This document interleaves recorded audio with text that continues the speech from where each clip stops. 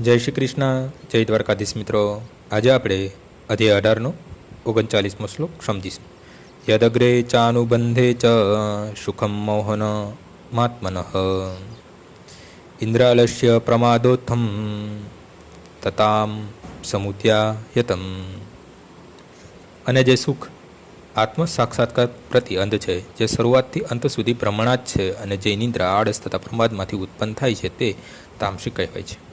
જે મનુષ્ય આળસ તથા નિંદ્રામાં જ સુખી રહે છે તે ખરેખર તમોગુણી હોય છે. જે મનુષ્ય કેવી રીતે કામ કરવું તથા કેવી રીતે ન કરવું એનું જ્ઞાન ધરાવતો નથી તે પણ તમોગુણી હોય છે. તમોગુણી માણસ માટે બધી વસ્તુઓ બ્રહ્મો હોય છે.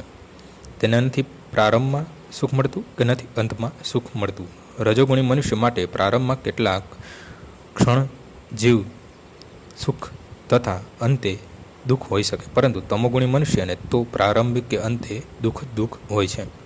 આજનો શ્લોક અહીં પૂર્ણ થાય છે. આવતીકાલે ફરીથી સવારે 6 વાગ્યે મળીશું. જય શ્રી કૃષ્ણ.